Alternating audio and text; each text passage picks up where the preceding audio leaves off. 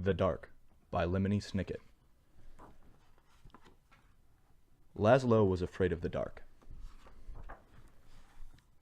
The dark lived in the same house as Laszlo, a big place with a creaky roof, smooth, cold windows, and several sets of stairs. Sometimes the dark hid in the closet. Sometimes it sat behind a shower curtain. But mostly it spent its time in the basement. All day long the dark would wait in a distant corner, far from the squeaks and rattles of the washing machine, pressed up against some old damp boxes and a chest of drawers nobody ever opened. At night, of course, the dark went out and spread itself against the windows and the doors of Laszlo's house. But in the morning, the dark would be back in the basement, where it belonged. Laszlo would peek in the dark at every morning. "Hi," he would say. "Hi, dark." Laszlo thought that if he visited the dark in the dark's room, maybe the dark wouldn't come visit him in his room. But one night, it did. "Laszlo," the dark said, in the dark. The voice of the dark was as creaky as the roof of the house, as smooth as the cold windows, and even though the dark was right next to Laszlo, the voice seemed very distant away. "What do you want?" asked Laszlo. "I want to show you something," said the dark. "In here?" "No," said the dark. "Here?" "No, no," said the dark. "Downstairs." "Downstairs?" "Yes," said the dark. In Laszlo's living room was the biggest window in the house. Laszlo looked at all the dark outside. Above him the roof creaked and he closed his eyes. Now the dark was all Laszlo could see.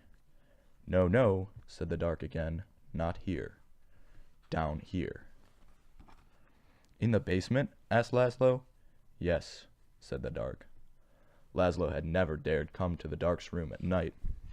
"Come closer," said the dark. Laszlo came closer. "Even closer," said the dark. You might be afraid of the dark, but the dark is not afraid of you.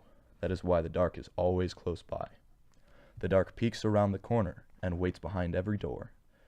And you can see the dark up in the sky almost every night, gazing down at you as you gaze up at the stars. Without a creaky roof, the rain would fall on your bed, and without smooth, cold windows, you could never see the outside. Without a set of stairs, you could never go into the basement, where the dark spends most of its time. Without a closet, you would have nowhere to put your shoes. Without a shower curtain, you would splash water all over the bathroom. And, without the dark, everything would be light, and you would never know if you needed a light bulb. "Bottom drawer," said the dark. "What?" "Bottom drawer," said the dark. "Open the bottom drawer." "Thank you," said Laszlo. "You're welcome," said the dark. By the time Laszlo got back into bed, the dark was no longer in his room, except when he closed his eyes to go to sleep. The next morning, Laszlo visited the dark in the basement. "Hi, dark," he said.